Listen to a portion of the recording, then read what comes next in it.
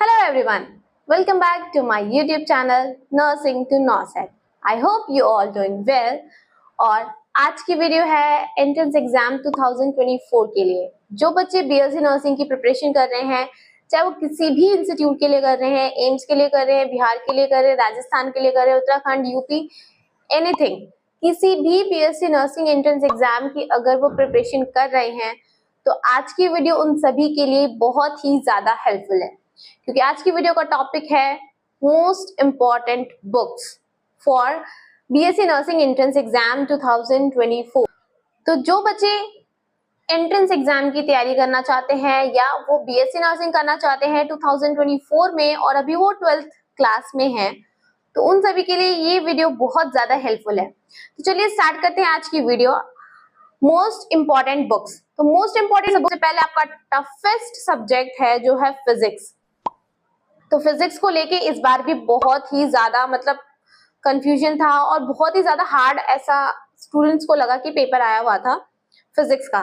तो फिजिक्स के लिए मैं फिर से आपको वही सेम बात रिपीट कर रही हूँ।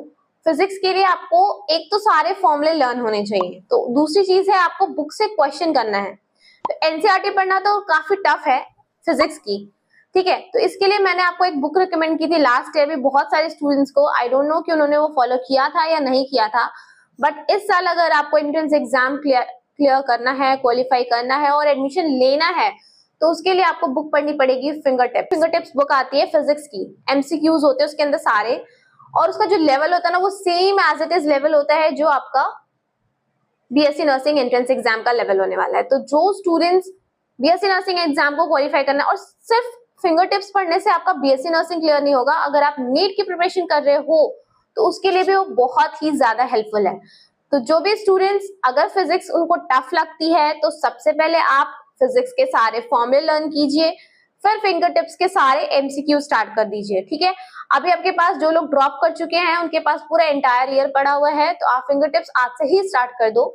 और जो बच्चे 12th में हैं और उन्हें अपने 12th के एंड में जाके अपना एंट्रेंस एग्जाम देना है, तो वो अभी 12th के पोर्शन से जो फिंगर टिप्स है उसमें 12th के पोर्शंस के जो क्वेश्चंस हैं उसे सॉल्व करना स्टार्ट कर दो, ठीक है।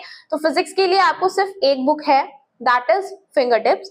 अभी मैं आपको एक ओवरऑल बुक बताऊंगी जो तीनों सब्जेक्ट्स के लिए हेल्पफुल होगी, बट अभी सब्जेक्ट वाइज हम देख रहे हैं। तो सबसे पहले फिजिक्स है, क्योंकि टफ है, तो उसके लिए आपको करना है फॉलो फिंगर टिप्स, और डेली आपको क्वेश्चंस करने हैं कम से कम 100, ठीक है। लास्ट में जाते जाते ये नंबर ऑफ क्वेश्चंस बढ़ जाएंगे, बट अभी से अगर मान के चलो तो अपना थोड़ा थोड़ा क्वेश्चंस करते रहो, सो दैट आपके जो भी डाउट्स हो, जो भी आपकी क्वेरी हो, जो भी आपको बीच में क्वेश्चन ना आ रहा हो, उसे आप अभी से क्लैरिफाई करते चलो, ठीक है। ओके, तो अभी जैसे कि मैंने फिजिक्स की बुक्स के बारे में बताया, नेक्स्ट है हमारा केमिस्ट्री। तो केमिस्ट्री को मैंने लास्ट ईयर भी बार बार रिपीट किया था और इस बार भी मैं सेम वही चीज कहूंगी। अगर आपको केमिस्ट्री के क्वेश्चन सॉल्व करने हैं तो केमिस्ट्री की जो एंटायर एनसीईआरटी है उसे अच्छे से थॉरली कम से कम 4 से 5 बार पढ़ लो। उसके जितने भी एनसीईआरटी के एक्सरसाइज वाले क्वेश्चंस है वही आप कर लो ना, वो इनफ है आपको एंट्रेंस एग्जाम क्लियर करने के लिए, ठीक है। तो केमिस्ट्री के लिए मैं कोई अदर बुक्स नहीं बता रही हूँ आपको, ओवरऑल बुक में मैं आपको एक बुक बता दूंगी, बट अभी केमिस्ट्री के लिए सिर्फ आपको फॉलो करनी है आपकी एनसीईआरटी। अच्छे से करो, इतने अच्छे से करो कि अगर आपसे कोई एक क्वेश्चन भी पूछे तो आपको पता हो कि वो किस चैप्टर के किस पेज पे कौन सा क्वेश्चन नंबर है, ठीक है। अच्छे से करो केमिस्ट्री, क्योंकि केमिस्ट्री में आपका मेनली जो इंपॉर्टेंट होता है, जो हार्ड लगता है लोगों को, वही होता है ऑर्गेनिक और इनऑर्गेनिक, ठीक है। जो फिजिकल केमिस्ट्री होती है उसके क्वेश्चंस बहुत ज्यादा आते हैं, लेकिन वो इजी होते हैं तो सब लोग कर लेते हैं। लेकिन जो इनऑर्गेनिक और ऑर्गेनिक होती है, तो इनऑर्गेनिक को करने के लिए आपको बार बार सिर्फ और सिर्फ एनसीईआरटी ही पढ़नी पड़ेगी, ठीक है। और ऑर्गेनिक के अंदर कुछ कुछ चीजें इंपॉर्टेंट है, तो वो हम एंड में बता देंगे आपको क्या क्या चीजें आपको मेन चीज है जो फोकस करनी है, लाइक नेम रिएक्शंस करनी है आपको, आईयूपीएसी फॉलो करना है। तो ये सारी चीजें हम एंड में डिस्कस करेंगे कि क्या इंपॉर्टेंट है। बट अभी के लिए अगर आप अभी से आज से स्टार्ट कर रहे हो प्रिपरेशन, तो केमिस्ट्री की जो एनसीईआरटी है वो अच्छे से थॉरली पढ़ते चलो और हर एक चीज को याद करते चलो। जो इंपॉर्टेंट लगे और ऐसा लगे हार्ड है आप भूल जाओगे, उसे अभी से नोट डाउन करना स्टार्ट कर दो, ठीक है। देन लास्ट में हमारा है बायो। तो बायो के लिए मैंने बोल दिया, अगर आप नीट की प्रिपरेशन कर रहे हो या एम्स के एंट्रेंस एग्जाम की प्रिपरेशन कर रहे हो, एमबीबीएस के लिए, किसी भी चीज के लिए अगर आप बायो पढ़ना चाहते हो तो बायो के लिए सिर्फ और सिर्फ तुम्हें एनसीईआरटी ही पढ़नी है, कोई अदर बुक्स, कुछ एमसीक्यूज कहीं से कुछ नहीं सॉल्व करना, सिर्फ और सिर्फ बायो पढ़नी है। और इतनी अच्छे से पढ़नी है कि आपको सारे क्वेश्चन, सब कुछ, एक एक लाइन से अगर क्वेश्चन उठ के आए तो वो भी आपको आना चाहिए। इतनी अच्छे से आपको 11th और 12th दोनों की बायो कंप्लीट करनी है। अभी आपके पास पूरा 1 साल पड़ा हुआ है, बहुत सारा टाइम है। अगर आप आज से भी पढ़ना स्टार्ट करो ना तो आप 12 से 20 बार कम से कम बायो रिपीट कर सकते हो एंड तक, जो लोग ड्रॉप कर रहे हैं। लेकिन इतना नहीं पढ़ना, आपको मुश्किल से 4 से 5 बार अपनी बायो की बुक रिवाइज करनी है, 11th और 12th बोथ, ठीक है। और इस तरह से रिवाइज करनी है ना कि आपको अच्छे से एक एक चीज याद हो जाए। और बायो को करने का कोई और अदर तरीका नहीं है, सिर्फ और सिर्फ बायो अगर करना चाहते हो तो आपको एनसीईआरटी ही अच्छे से करनी पड़ेगी, ठीक है। तो ये तो था फिजिक्स, केमिस्ट्री और बायो के लिए जो आपको बुक पढ़नी है, जो आपका बेस है, इसी से आपको क्लियर करना है।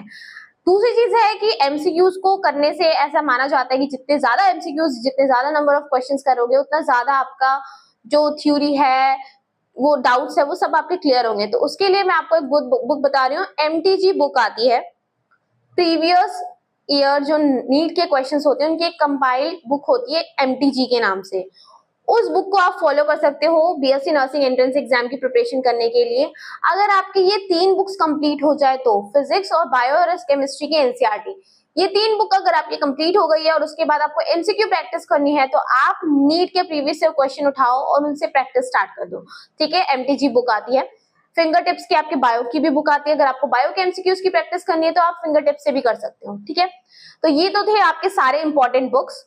तो जो लोग आज से प्रिपरेशन कर रहे हैं वो ये सारी बुक्स आपके पास होनी चाहिए तैयारी करने के लिए। और बियॉन्ड द बुक्स आपका ना खुद का जो कंसंट्रेशन है वो अच्छा होना चाहिए। बुक्स लेने से कुछ नहीं होता है, दुनिया भर की बुक्स लेके घर में बैठ गए उससे कोई फायदा नहीं है जब तक आप उन बुक्स को पढ़ोगे नहीं। और सबसे ज्यादा मोस्ट इंपॉर्टेंट चीज जो मैंने हमेशा आपको एक चीज बताने की कोशिश करती हूँ वो ये है कि एक बुक को ही फॉलो करना है। दुनिया भर की बुक लेके घर में रख लोगे उससे कुछ नहीं होने वाला है। सिर्फ और सिर्फ एक बुक को फॉलो करो, जो तुमने फर्स्ट डे स्टार्ट करी थी लास्ट डे भी तुम्हें उसी बुक से प्रिपेयर करना है। बुक की चॉइस मैंने तुम्हें बता दी कि क्या रखनी है, अब वो तुम पे डिपेंड करता है तुम क्या रखना चाहते हो। लेकिन जो भी बुक आप सिलेक्ट करो एट द एंड तक आपकी सिर्फ और सिर्फ उसी बुक से आपको पढ़ना है। आपके पास 2 टाइप की बुक होनी चाहिए, एक जिससे आपकी थ्योरी कवर हो और दूसरी बुक जिससे आपका एमसीक्यू प्रैक्टिस हो, ठीक है। इन 2 बुक को आपको सिलेक्ट करना है स्टार्टिंग में और एंड तक आपको वही लेके जाना है।